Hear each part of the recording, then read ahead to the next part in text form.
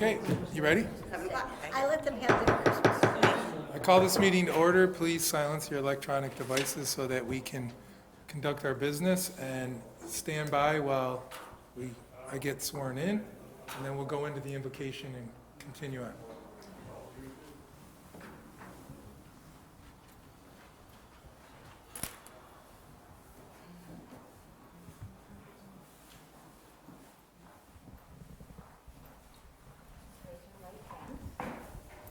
Do you solemnly swear that you will support the Constitution of the United States and the Constitution of the State of New York and the City Charter of the City of Batavia, New York, and that you will faithfully discharge the duties of the office of council member? Yes, I do. Congratulations. Thank you very much.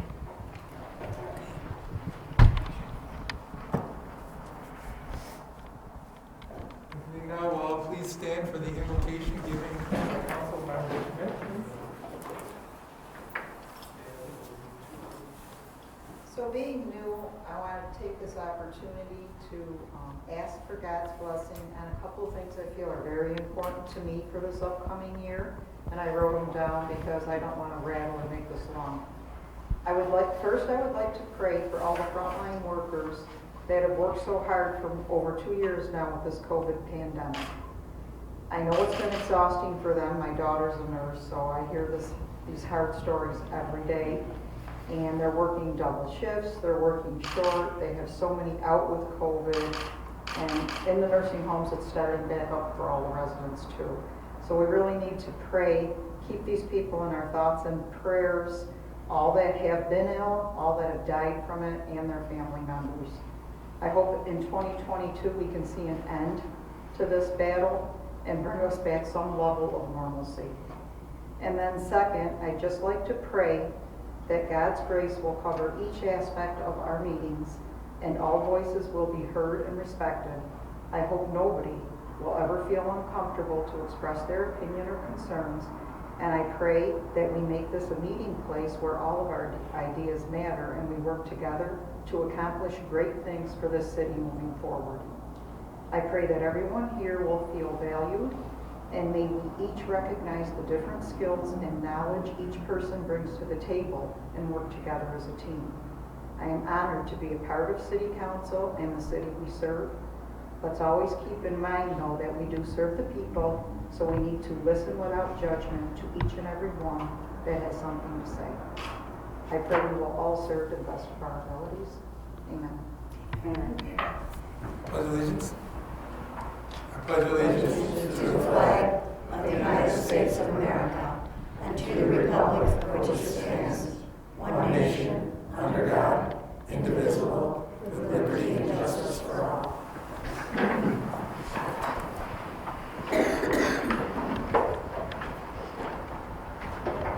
Election of City Council President. Do we have any nominations? Yes, Council President. I'd like to make a nomination to appoint you as our next council president. Thank you. I'd like to second that nomination. Thank you very much.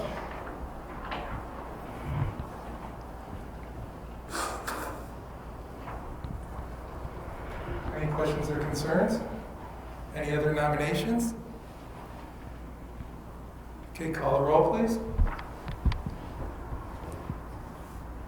Councilmember McGinnis, Yes. Briggs, Yes. Schmidt, Yes. Jankowski, Yes. Feely, Yes. Casino, Yes. Canali. Yes. Okay. And any nominations for President Pro Tem?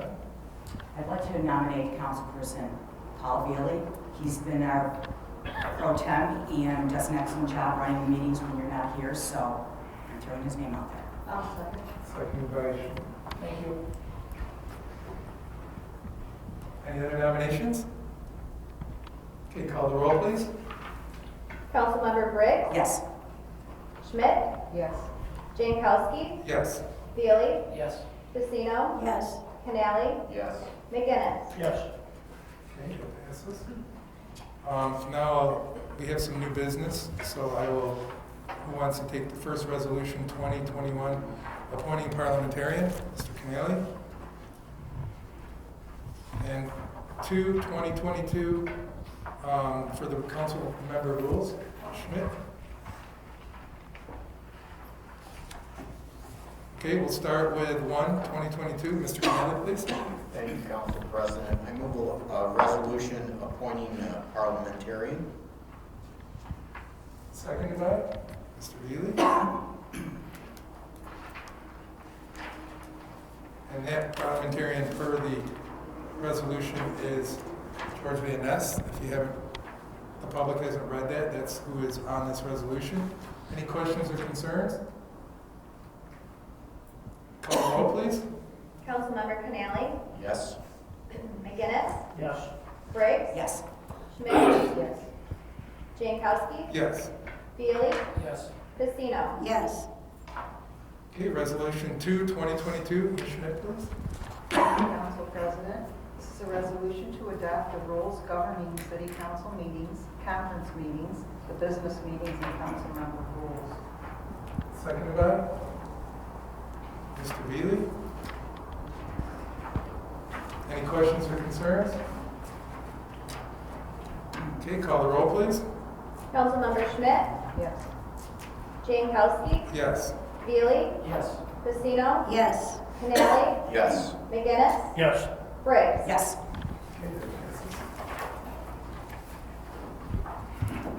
Motion to adjourn. So moved. Mr. Canali. Seconded by Ms. Briggs. And call the roll, please. Councilmember Canali? Yes. McGinnis? Yes. Briggs? Yes. Schmidt? Yes. Jankowski? Yes. Feely? Yes. Casino? Yes.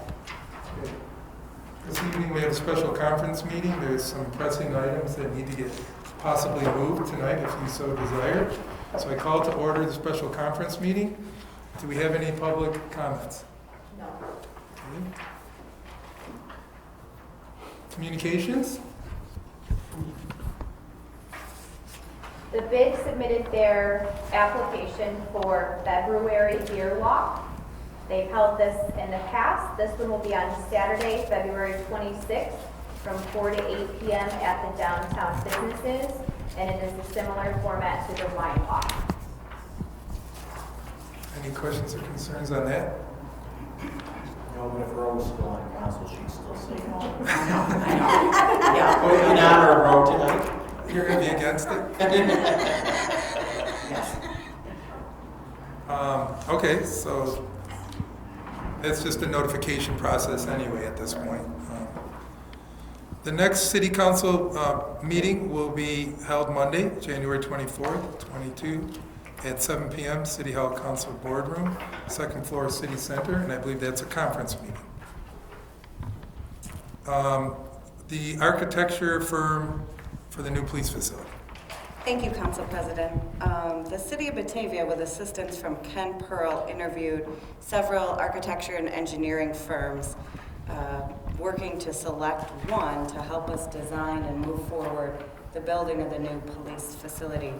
After those interviews and discussion with a panel, the group consisted of myself, the Assistant City Manager, the Police Chief, Superintendent of the Bureau of Maintenance, Ray Tort, Ken Pearl, and George was with us as well. We selected Ashley McGraw out of Syracuse. They had a very innovative approach. Before we asked any of our questions, they had them answered during their presentation, and they're bringing in a specialist in police facilities that's worked in Massachusetts and New York, and we felt that was critical to moving forward with our facility. So tonight we're asking council to move to a future business meeting, hopefully a special business meeting on January 24th, the contract for Ashley McGraw in the amount of $615,000. I'm happy to take any questions, or the whole panel is here if you guys want to hear more about their interview. $615,000, that's it, that covers everything.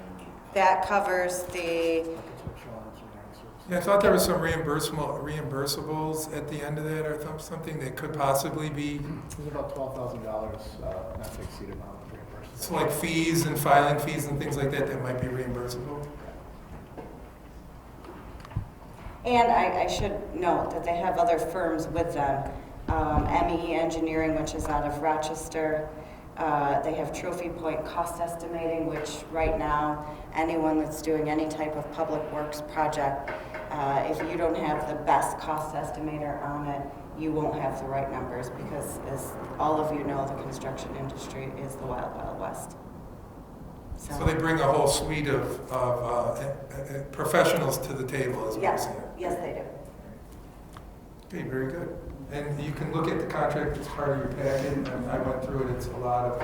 George, did you see anything that jumped out at you on this? I mean, it looked like it was kind of a standard contract, but it was a lot of reading and a lot of stuff I didn't understand. Pretty good way to sum up some of the AIA contracts. Yeah, we've worked with them quite a bit, and I did discuss it at length with Ken Pearl, the city's architect for consulting and support services. He and I went through a number of the changes that have been proposed by the architectural firm. I'm comfortable with what Ken was recommending in terms of the amount of changes, and we pushed back in a number of areas in terms of changes that we weren't going to accept. So I think the document that we have here is acceptable. And it's basically a negotiated form of agreement between the owner and the architect. So it's been through a lot of refinement and development to get to an agreement that's basically fair for both sides. And obviously there's a tremendous amount of detail in terms of requirements and deliverables in it. But I'm comfortable with it. It's a solid agreement in terms of what the changes were. We know what they were and what they're not going to be. That's good to hear, because I wasn't sure if it was just one of those standard agreements everybody just signs off. I was glad to see that there was some talk and you actually pushed back, and I'm glad to hear that. I'm sorry. From the time that the selection committee met and came up with a recommendation, there was some back and forth relative to requested changes that were made, that were submitted to Ken Pearl's office. He and I discussed it. Rachel was aware of some of them, and there was back and forth at that point. So that's one of the reasons it didn't move earlier in the 2021 calendar year. Okay, good. Any other questions or concerns? Okay. So are we in favor to, as a group, to move that forward to a future business meeting? Yes. Okay, that gets moved forward. The temporary HR director position? Thank you, Council President. The current Human Resources Director has indicated her desire to retire within the next 12 to 18 months. We've tried to convince her not to go because she loves the city so much, but she is getting ready to retire and looking at succession planning. We'd like Council to help us create a temporary non-union management position of HR Director. This position is funded in the budget, so while we'd like to get to the point of announcing it and interviewing for it, we would not fully bring this person on board or hire them until council did pass the budget. So I wanted just to let you know that this would give us a few months to get the job announcement out there, to seek candidates, to have interviews, and be ready to go on or after April 1st when the budget passed, if council so chose. Any questions? So are we in consensus to move that to a future, that's not for tonight, that's a future business, right? Correct, that's a future business. Are we in consensus to do that? Yes. Okay, that gets moved. Homeland Security Grant. I will have the police chief come up and tell us more about the Homeland Security Grant, please. Thank you, Council President, members of council. So as we do each year, we participate with the New York State Police in what they call a Red Team exercise, or Operation Safeguard. It is a reimbursement program through the New York State Police where our officers actually go out and undercover and assist them with checking different businesses and evaluating the effectiveness of New York suspicious activity reporting programs. It's a great partnership that we have. So what we're asking for is for you guys to accept the grant for the reimbursement amount in the amount of $2,439.41. Any questions on that? That's to move to our business meeting. Yeah, that's for tonight, yeah. Because that's time sensitive, I believe, right? Any concerns on that? So we in consensus move that to tonight's business? Okay, that gets moved. Thank you very much. The public hearing scheduling for the Pearl Street rezone. Yep, Jill, did you want to go up and explain? Thank you.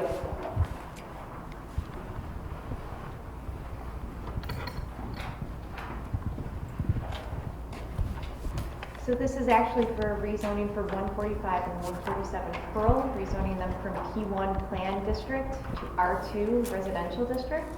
It's received a recommendation of approval from the Planning and Development Committee, and so your next step is to schedule a public hearing. And that would be, I believe, on January 24th. Correct. Gino, I had to miss the last meeting that was discussed. Can you just rebrief us on Sure, this? yeah. Why are we taking that property and wanting to rezone it? I mean, it is residential, but why, what's the reason all of a Correct. sudden we need to? Well, so it is residential. There's two properties, 145 and 147. The uses are residential. Unfortunately, they're in a district that doesn't allow residential uses. So at this point, they're non-conforming uses. If they're looking to expand or do anything, it's not allowed right now. So to put them in a R2, which is a residential district, will allow them to do all the things that residential uses can do within the realm of the code. Why wasn't it R2? Maybe I can answer your question. This came about because the gentleman wanted to put a shed in. And then he realized that he was next to the garage business, but that whole little wedge there was all commercial. And then they wouldn't let him put the shed in, so then that started this whole process, and then Sometime long ago, that was just included. somehow included, and then it went to the planning board, and they reflected it back now to us, and now we want to schedule, they're okay with it, they think it's a good usage, so that's what that memo from them is. Dwayne Preston signed it, so now it's going to a public hearing, and then it will go through the process to officially make them residential. Correct, and included in the packet is actually two maps that will show you those particular properties and the uses. Yeah, one was discovered, and then we realized the one next to them was as well, so they might as well. And they're homes, they're family homes, they're not really businesses. No. I just wanted to take this time to thank Jill because that one gentleman called me, one of the owners, and again, wanted to put the shed up. And when I called her, she responded very quickly and just got on it right away in order for him to be able to do this. So I want to thank you for that, really. And there is a process, and it takes several weeks to go through various steps of that process to make that change. She addressed it immediately, and like I said, that's why the process is. Well, and I'd like to thank the Bureau of Inspection as well, because they assisted me through the process, and were very, very excited to help out a resident of our community. Yeah. Thank you, Inspection Department. Any other questions or concerns on that? Okay, so that will get moved to, that scheduling will get moved to tonight's meeting, and then the actual meeting, public hearing will be on the 24th. So we're in consensus to move that to tonight's business. Okay, that gets moved. Stop DWI budget amendment. Thank you, Council President. So what you have before you is additional funding for a trailer to trailer around our marijuana experience kit. In 2019, we were awarded funding through the Stop DUI program for that kit, which consists of a couple of large pedal cars, if you guys have seen. They are cumbersome to transport. So we did ask last year in our state Stop DUI grant to purchase a trailer. When we started looking around, the price of the trailer had increased significantly, so we did ask for an adjustment, which was awarded through Tammy over at Stop DUI in the amount of $2,700, so not to exceed $6,200 for this enclosed trailer. And we did find one thing. Any questions on that? I gather you take this around a lot, and it would probably allow you to take it more places now with the trailer? Yeah, currently what we're doing is we're trying to load them in the back of pickup trucks, personal pickup trucks, and in some instances we've used the ERT van to move them, but they are heavy. Plus there's cones and other equipment that go with it, so it's easier to store it all in one. It is taking up room in our evidence bay right now over at the Bureau of Maintenance, and I know Ray would love to get some garage room freed up over there. Not that he wants another piece of equipment, but we have a trailer too. Yes, ma'am. I'm just curious, what kind of places do you take this? So it's been a National Night Out, Stop DWI night at the ballpark. We've had it up at the middle school, so it does travel around quite a bit, and it's actually can be used by any agency in Genesee County. Wonderful, thank you. So now it'll be in its own little kit. You just pull up, hook it up to the trailer, and you can take it, and it'll all be included in there. Yeah. Any other questions then? Okay, so are we in favor to move that to tonight's business for a vote? Okay, that gets moved. Motion to adjourn. Mr. Canali. Seconded by Ms. Pacino. Call the roll, please. Councilmember Canali, Yes. McGinnis, Yes. Briggs, Yes. Schmidt, Yes. Jankowski, Yes. Bailey, Yes. Pacino. Yes. Okay. I call to order tonight's business meeting. You've all received a copy of the December 2021 minutes. I believe they're in the packet. Are there any concerns or questions or omissions or additions you'd like to have done? So are we in consensus to approve those? Yes. Okay, so that gets approved. We've also had the November 21 financials. They're also part of the packet. Any questions or concerns on those? So are we all in favor of approving those? Yes? Yes. Okay, those get approved. We have several agenda items. We'll start with 3/2022, to terminate the lease with Polka Dot, Mr. Canali. Number 4/2022, the Stop DWI grant, Mr. McGinnis. Number 5/2022, the Homeland Security, Mr. Bailey. Number 6/22, the zoning, Ms. Briggs. And number 7/22, the additional money for the trailer, Ms. Schmidt.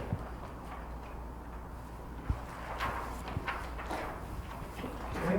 City Attorney's report? Yes, since we reported on last, we'll continue to work on the same basic suite of matters that we discussed historically. A few of the matters have started to slow down a little bit from 2021, but there's nothing specific to report on this executive session for.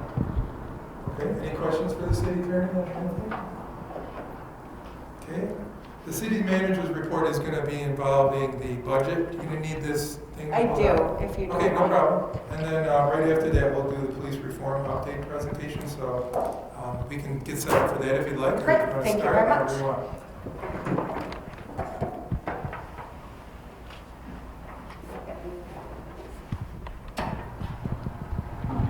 Rachel, I don't know if the public at home is watching. The camera is kind of blocked. If we could move that over so they can see the presentation. Whoever's managing that, he's kind of blocked by the news media here.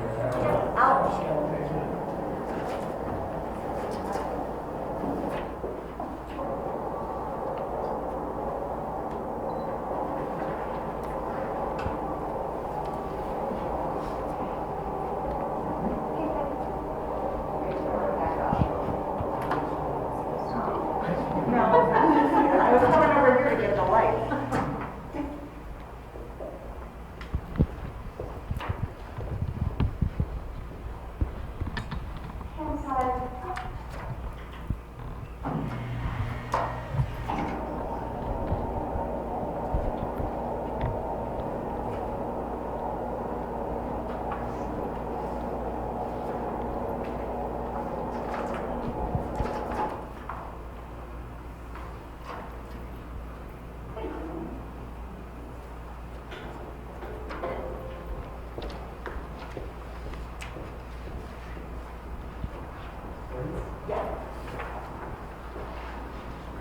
I didn't bring fireworks though.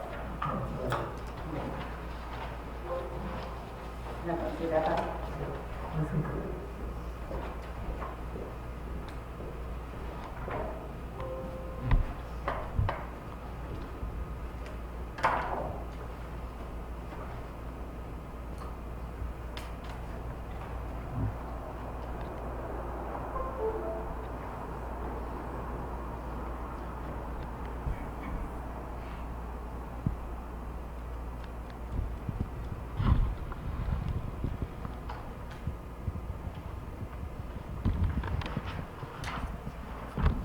Thank you so much, Jeff. Before I begin my presentation for the 22-23 budget, you've all had copies delivered to your home of the budget.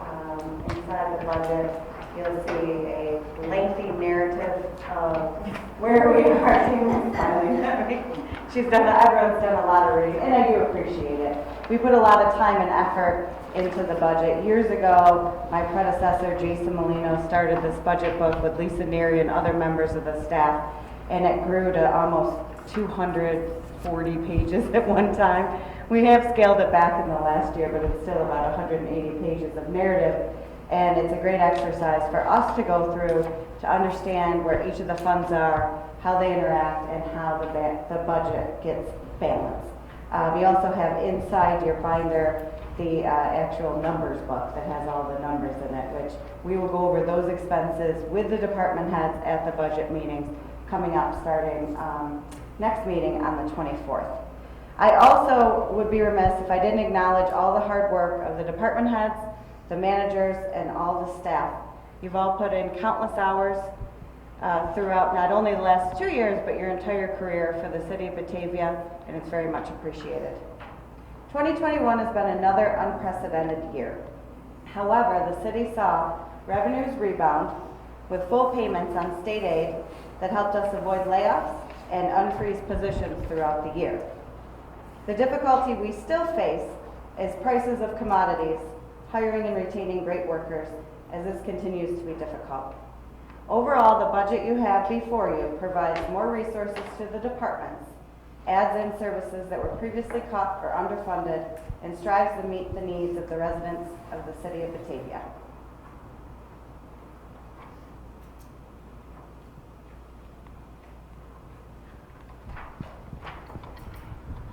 It is a very exciting night because the strategy that council and the previous city manager put in place has now been realized. We've had $132 million invested by 2022.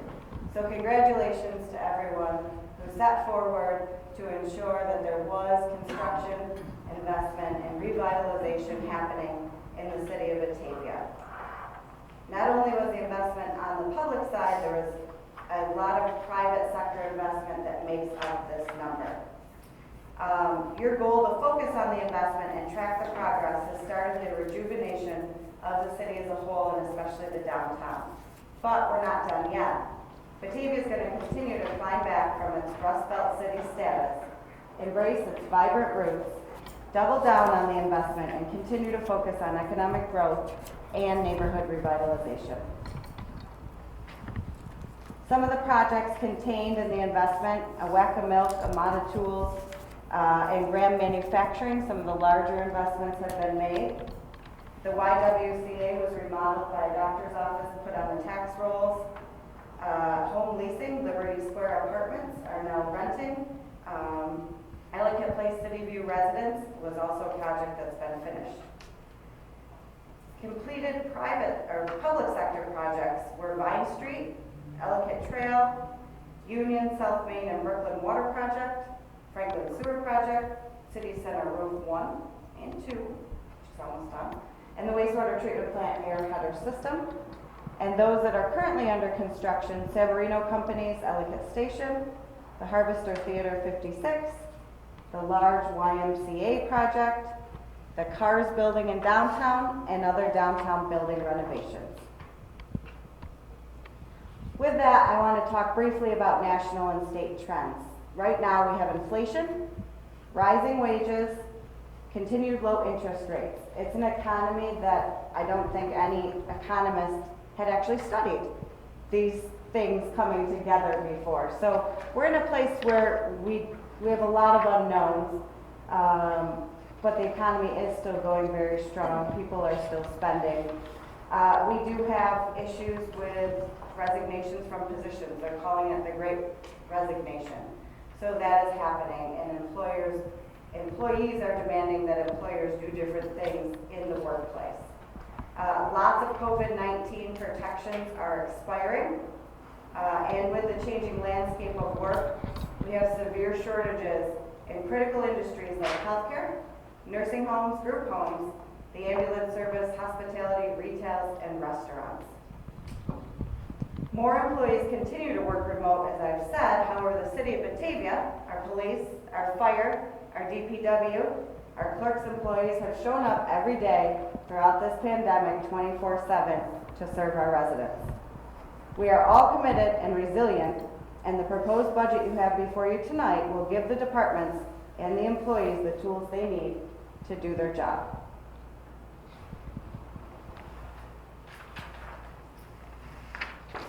The proposed city budget for 22-23 remains in compliance with New York State tax cap law. The city's proposed property tax rate decreases by 8% to $8.94. Last year it was $9.73. The general fund tax levy will increase by $121,000. And when you look at that increase on a $17 million budget, that's only 0.7%.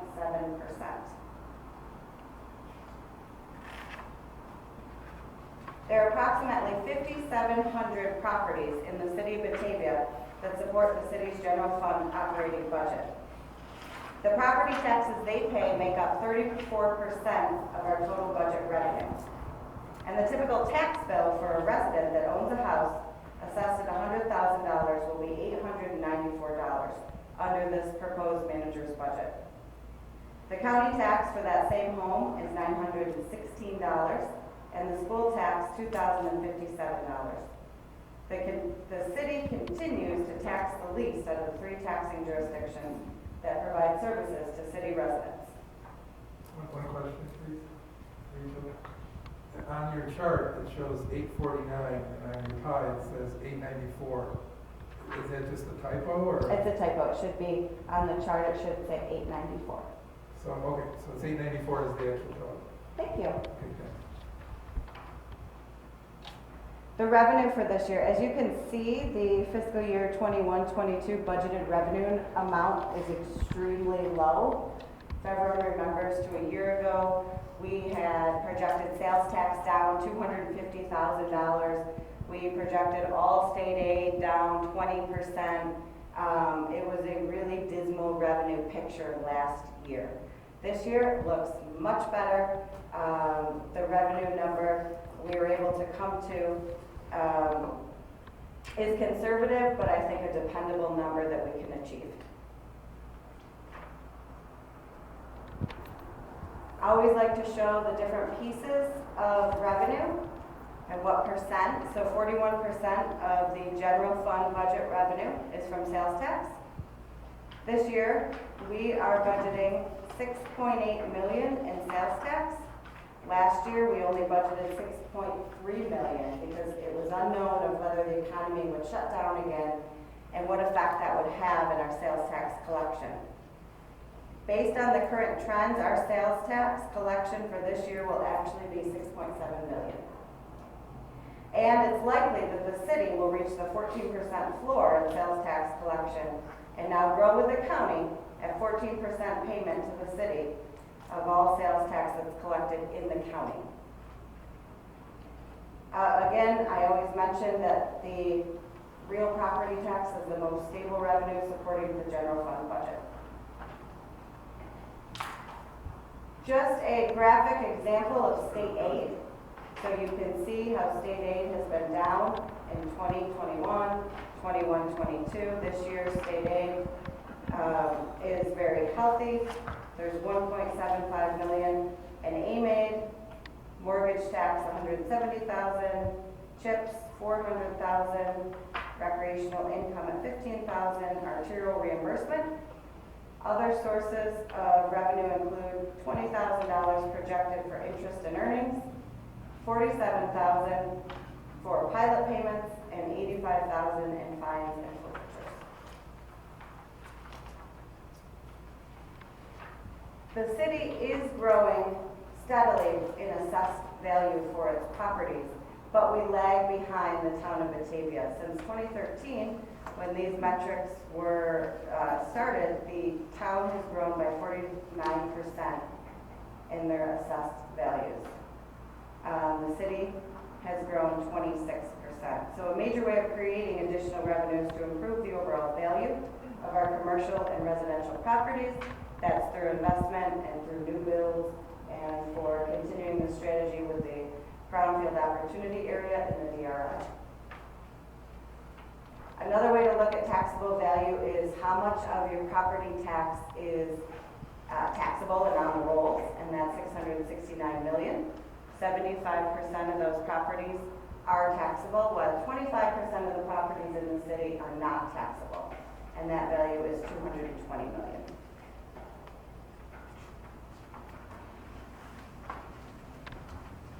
So inside your budget, you'll see the use of other fund balance and reserves. The proposed budget includes $275,000 of unassigned fund balance, which means we're planning or reasonably could suffer a loss in this budget year. The budget relies on $275,000 of water fund transfers to the general fund at the same level as last year. However, and we've discussed in the past, we can't continue to rely on water fund to supplement the general fund. We'll have to come up with a strategy to work towards reducing this revenue stream into the general fund budget. We also are proposing the use of retirement reserves at $110,000 in this year's budget.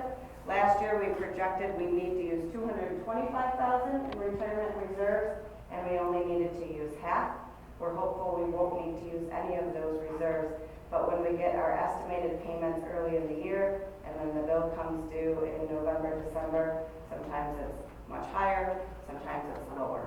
So we always try to be very careful when we budget for that. The next slide is a very high-level expense summary, so you can see the expenditures in each department year over year from last year to this year. General government increases include higher contributions to healthcare, refunding of community celebrations budget. The administrative services budget increases are related to funding of the temporary human resource director position for 1 year to train under the current director. Increases in general liability insurance and increases in IT. Public safety, looking at police and fire, the majority of the increases are related to filling all positions that were frozen last year, as well as contractual wage increases. Also in this year's budget, we will be adding another firefighter position in January of 2023, bringing the staff of the fire department for firefighters to 35. In addition, in this budget, you may remember we cut out a lot of activities in the police department last year. I can't see the police chief through Brian, hey! But we'll be restoring the emergency response team funding, neighborhood enforcement net details, community policing and events, and the ERT team's budget was increased to provide more training opportunities for the emergency response team. And public works budget will also increase. There's a slight increase in the Parks Department spending and inspections, and then general cost of service increase and commodity price increases. The city strives to maintain level debt. You've heard a lot about it as we talk about the police facility. When our debt payments roll off or they're no longer due, we put those into reserve accounts. So we have that funding available to bond for another project. And at this time, we're getting ready to bond for the police facility. Personnel costs continue to remain the largest expense in the city's budget. In police and fire, over 90% of their entire budget goes to employee wages, Social Security, and retirement expenses. Employees of the city are trained professionals in their respective fields, and the city does the best we can balancing fair compensation with reasonable tax rates and level of service for the citizens.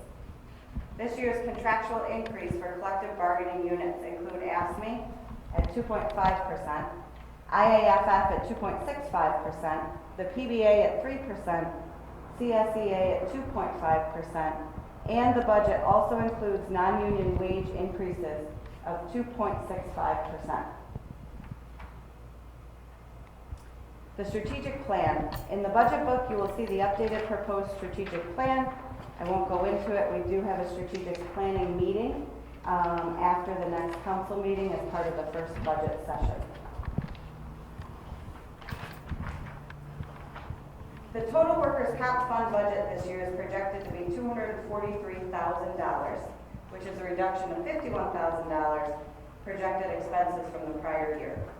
We've had a goal of having $1 million of reserve funding, and we've actually reached and exceeded that goal. We have $604,000 in workers' comp reserves and $485,000 in assigned fund balance to workers' comp. We also continue to carry stop-loss insurance for large claims if one were to occur. The city runs a self-insured employee health care program. The successful management of this program and this plan has contained costs over the years. This year's total health insurance fund budget is $2.9 million. It's an increase of $289,000 or 10.9% over last year.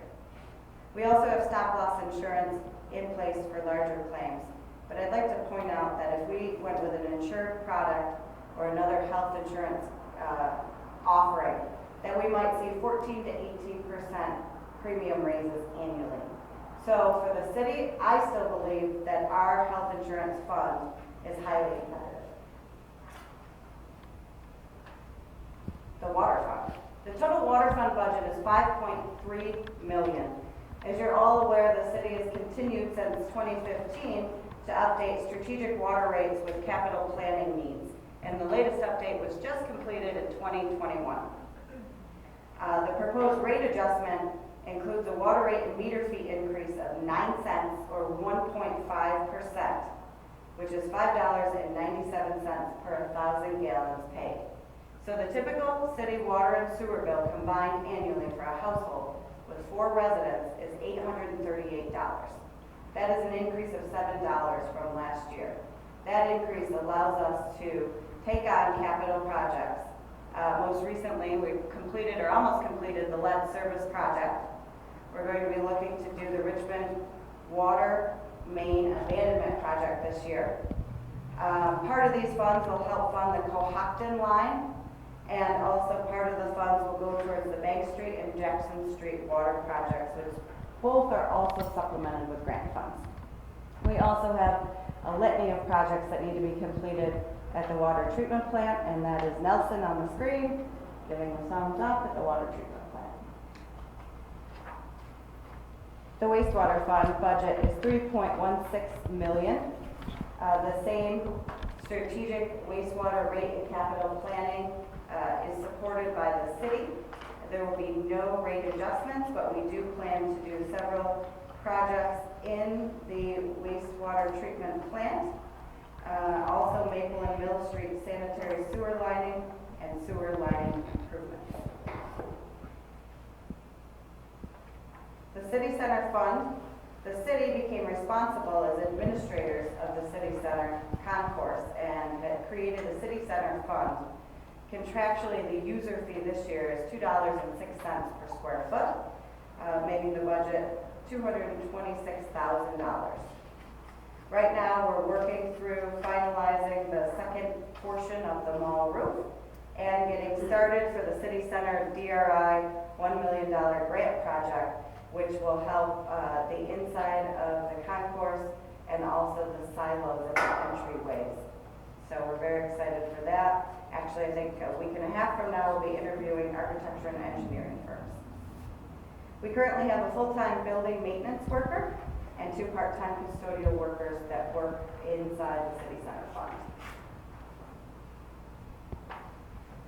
As part of the budget, we do offer a forecast of what we see, and for this year, we balanced the budget. We believe we'll relatively easily be able to balance the budget next year, barring any unforeseen economic downward trends. But as we look out, we certainly have concern that the level of service and the level of employees and the products we need to do our job is not sustainable. So you'll see that we'll have to find other ways to make up for this loss in the future. And lastly, in conclusion, the tax rate is estimated to be $8.94 per $1,000 of taxable assessed value. That's down from $9.73 last year. The general fund revenue has been stabilized. Departments reinstate services, personnel, and their purchasing equipment this year. The general fund tax levy will increase by $121,000, and the water and sewer funds are stable and investing in infrastructure improvements. Thank you very much. Questions?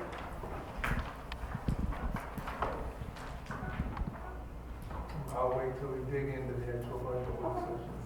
Sounds good? Thank you. Thank you.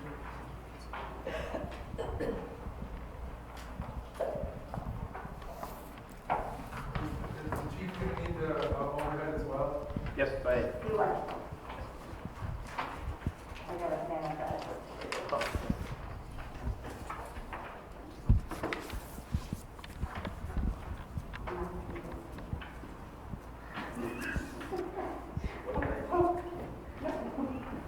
Let me find your paper towel. It's alcohol. All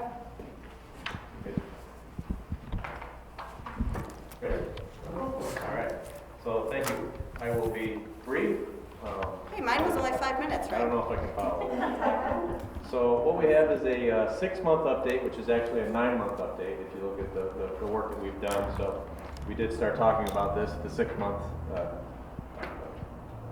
step in our process, and we are finally here.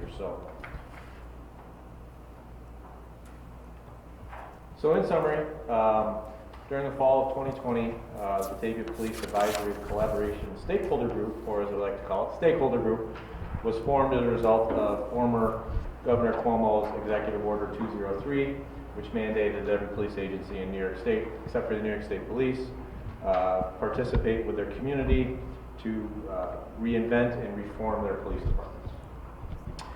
As a result, we put together a stakeholder group that was comprised of a cross-section of our community, as well as the partner agencies and services as outlined in the order. We did meet on several occasions throughout the fall and winter of 2020, 2021 to create the document or the plan that was submitted to the state. And a lot of those meetings were done in person, but towards the tail end we had to go virtual. So what you see is just a screenshot of everybody's beautiful mug on Zoom. What was outlined in our plan was a bunch of action items. A lot of them we'll go through where we are kind of to date on those action items. The first one is training. So enhanced training through a partnership with Genesee County Mental Health.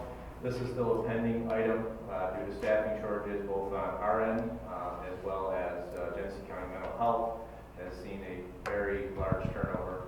So our hope is to start training jointly this year, coming up with some plans that we can both jointly train, learn each other's operations, and further benefit both agencies. Another training item was to enhance crisis intervention training for the department. This is a training that is put on by New York State, so we are still waiting on course announcements for that. Due to COVID, there was a lot of shifting in priorities across the trainings that New York State offered. They did offer a lot of remote training sessions, but this was one that they offered. Another item was to conduct implicit bias training with all officers annually. We did conduct that right off the bat. We conducted in March of 2021. We got all of our officers through implicit bias training, actually thanks to one of our stakeholders members. We declared to maintain a certified de-escalation trainer. Our certified de-escalation trainer had retired, so we did send 4 instructors to a train the trainer course, which we actually hosted right here in this chamber through an outside organization in October last year. So our plan is to get those train the trainers to be able to train on our different platoons, to get the officers in the field all trained up on that. One of our other goals was to obtain a New York State certified defensive tactics instructor. This is one that we really wanted to get on board because it helps us stay up to date with the latest and greatest defensive tactics in New York State, everything that's accepted. So we were able to send one person who became certified in May of 2021, and that top photo shows a brief part of the classroom that he was instructing on. The bottom photo was a range picture. They were all huddled in the little cabin out there due to some inclement weather. Another action item was community engagement or community policing. The stakeholder group wanted to see more foot and bicycle patrols, so we stepped up our foot patrols throughout the season as call volume permitted. We did add an additional certified officer bicycle patrol. We conducted several bicycle patrols. We completed some basic bicycle safety courses in coordination with summer programs, youth programs, which is very good. We actually changed it this year where we sent all of our bicycle officers out to the different camps during the day, and it was hot out there the day that we went. Everybody really enjoyed it, so we appreciate that. Community Liaison program was one of the items that came to fruition. So what we did is we did assign officers to different community engagement activities with multiple groups throughout the community. So we were able to hit up 400 towers, some of those living quarters, and we actually had a dedicated day where an officer would show up there one day a month, talk about different issues that that everybody was talking about, and kind of became their officer, if you will. We created a focus group to engage with our minority community. We did hold a handful of meetings which focused on communication efforts, and it's still a work in progress. We're still trying to work through that. We wanted to continue our school resource officer program. So we do have one SRO that's assigned to the city school district, Officer Maya Stevens, and she's extremely busy on a daily basis. I don't know if anybody is here, but she's doing a great job up there. We want to establish a Citizens Police Academy. So we run an Explorer Post program for youth, but we want to establish a Citizens Police Academy, which will allow adults in the community to come and learn about the job of a police officer, and learn about what we do in the community. Another item we want to do is maintain a DARE officer. We are waiting on the next available class because they did cancel the DARE training program until, I believe they're going to hold it in February this year. So hopefully we're going to get Officer Stevens involved. Some of the other action items, we talked about the implementation of Crime Watch, which is our department's two-way communication with the public. So that was launched very soon after our meetings finished. And I did have a little bit of data here. Probably can't see that very well. It's a very active site. For those of you that haven't signed up for the notices that you get, please let me know and we can walk you through the process. But it's great because it allows the public to communicate with us, and we can communicate with the public. One of the other items we decided to work on was transparency and sharing of crime data. So we created a link on our Crime Watch page that goes right to DCJS statistics. Everything that we submit to DCJS is up to date on their website. New York State Accreditation. We continue to work through the accreditation process. We've gone through several accreditation managers simply because of the different staffing issues we've run into. We currently have one officer that's on light duty that's doing that work right now. We're hopeful that we get the proper folders and files in place before the end of the year, and then we can get our mock assessment going.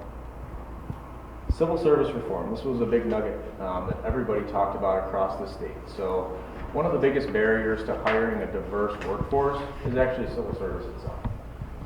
We've committed to, through our professional organizations, myself and the city manager, to advocate for civil service reform. I was actually on a webinar today with our New York State Chiefs Association talking about the different avenues that we want to pursue and how that looks. So it's something that we're actively working on, but it is something that has been noted across the state. Our Officer Wellness Program.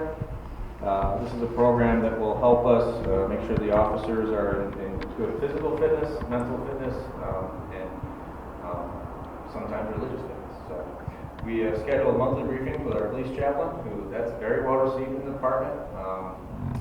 He comes in and talks about different topics, has a new topic to talk about with the officers every month. We sent 3 officers to an Officer Wellness Program training. So actually Officer Stevens, Officer DeGroot, and I can't think of the third off the top of my head. Might have been Officer Risker. Went to the Officer Wellness Program training, so they're a resource for us if there's ever a critical incident or an officer's just having some issues. We have an in-house program. We conduct debriefings after critical incidents, and we meet monthly with supervisors to discuss any potential issues that may arise and provide staff with resources as needed. I'll just also mention that Dawn Fairbanks herself is a wonderful resource for this. Anytime you've ever needed anything, she's happy to help. Just some miscellaneous items. We remain committed to continued conversations with the community. We've used forums such as the board meetings and our national night out to continue those conversations and dialogues, and we're always open to anybody that wants to meet with us. One of the other items that we talked about briefly was recruiting. We went on a pretty heavy recruiting campaign before our last test was given. This is just some of the data that we received back from the people that took our exam. What we wanted to do was to get a more diverse group of candidates to take our exam, and data showed that 90 test applicants completed a demographic questionnaire out of just over 100. And we're going to use this as a baseline for future exams. So I know it's kind of tough to see, but we did see a more diverse population come out to take our exam. And just anecdotally, we held our physical agility testing last Friday at GCC, and we definitely saw a more diverse group of people come out to take that. Very simple. This is just some crime stats that have been thrown in that were part of our presentation. We are showing a significant downward trend in Part 1 crimes and Part 2 crimes. Although I just saw some preliminary data for 2021, it looks like we may see a slight increase in those numbers. However, the good news is in 2021, we had no homicides.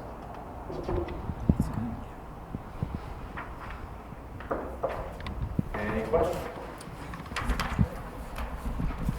Thank you.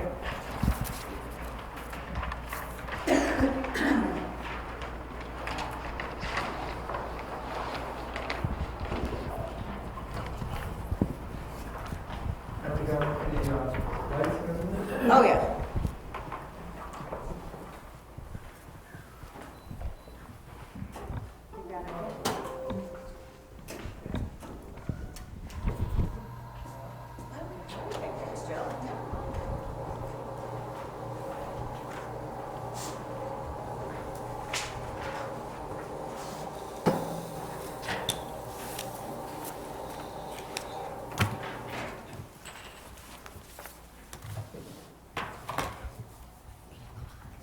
Committee reports. I would have one, but you already know about BATAVIA, the Beer Walk. What about GoArt? Anything going on there? Didn't they have a library dedication? They had a wonderful library dedication. One of our people in Batavia did some of the financing toward it. And there is all kinds of material there, not only on art, but on music, but on literature, and it's open to the public. And very soon, if I'm not mistaken, 2 of our people here will be in a bartender challenge. And when you go, you put your money into one cup or the other. The tips actually go to GoArt. But one of them will get bragging fees for being the best bartender that night, which is Thursday, Friday, I'm sorry, The 21st. Yeah, 21st. 21st. So come down and have some conversation with the city manager and myself. We'll both. And look over the building, because that building is for rent. You can actually have a birthday party there, or a shower, or a wedding, or anything you want. It's really gorgeous. It's fabulous. So please stop And in. we've agreed to combine all the tips, so there won't be any Yeah, winner, well, right? hopefully Greg will let us do that. If not, I'll have to throw $100 in my tip jar. You'll have Wait to. a sec. You two up against each other? Yeah, technically. Yes. But Well, I challenge the rest of the council, then we all go and we have a drinking contest, see who can stand longest. I like that idea. And tip heavy. Okay, yeah. All right, any unfinished business? Okay, new business. Resolution 3, 2022. Mr. Canali, please. Thank you, Council President. I move a resolution to terminate the lease with Polka Dot. Seconded by Mr. McGinnis. Any questions or concerns? Call the roll, please. Councilmember Canali? Yes. McGinnis? Yes. Briggs? Yes. Schmidt? Yes. Jankowski? Yes. Bailey? Yes. Pacino? Yes. Resolution number 4, 2022. Mr. McGinnis, please. Thank you, Council President. I move a resolution to amend the 2021 and 2022 Police Department budget to reflect the receipt of a STOP DWI grant in the amount of $28,681 to address the crimes of drinking while intoxicated and or driving while your ability is impaired by drugs. Seconded by Mr. Veely. Questions or concerns? Call the roll, please. Councilmember McGinnis? Yes. Briggs? Yes. Schmidt? Yes. Jankowski? Yes. Bailey? Yes. Pacino? Yes. Canali? Yes. Okay. Resolution 5, 2022. Mr. Veely, please. Thank you, Council President. I move a resolution to amend the 21-22 Police Department budget to reflect the receipt of a New York State Division of Homeland Security and Emergency Service grant. Seconded by Ms. Briggs. Any questions or concerns? Call the roll, please. Councilmember Veely? Yes. Pacino? Yes. Canali? Yes. McGinnis? Yes. Briggs? Yes. Schmidt? Yes. Jankowski? Yes. Resolution number 6, 2022. Ms. Briggs, please. Thank you, Council President. I move a resolution to introduce an ordinance amending Chapter 190 entitled Zoning of the City of Batavia Municipal Code to amend the zoning map of the City of Batavia and to schedule a public hearing. Seconded by Mr. Canali. Any questions or concerns? Call the roll, please. Councilmember Briggs? Yes. Schmidt? Yes. Jankowski? Yes. Bailey? Yes. Pacino? Yes. Canali? Yes. McGinnis? Yes. And resolution number 7, 2022. Ms. Schmidt, please. Thank you, Council President. I move a resolution to amend the 2021-2022 Police Department budget to reflect the receipt of additional STOP DWI grant funds in the amount of $2,700 to address the crimes of driving while intoxicated and/or driving while ability impaired by drugs. Seconded by Mr. Veely. Questions or concerns? Call the roll, please. Councilmember Schmidt? Yes. Jankowski? Yes. Bailey? Yes. Pacino? Yes. Canali? Yes. McGinnis? Yes. Briggs? Yes. Okay. You would take us into executive session, please? Well, indeed. Whereas Article 7, Section 105(1)(f) of the Public Officers Law permits the legislative body of a municipality to enter into executive session to discuss the medical, financial, credit, or employment history of a particular person or corporation, or matters leading to the appointment, employment, promotion, demotion, discipline, suspension, dismissal, or removal of a particular person or corporation. Now therefore be it resolved by the Council of the City of Batavia that upon approval of this motion, the City Council does hereby enter into executive session. Seconded by Mr. Veely. Call the roll, please. Councilmember Pacino? Yes. Canali? Yes. McGinnis? Yes. Briggs? Yes. Schmidt? Yes. Jankowski? Yes. Bailey? Yes.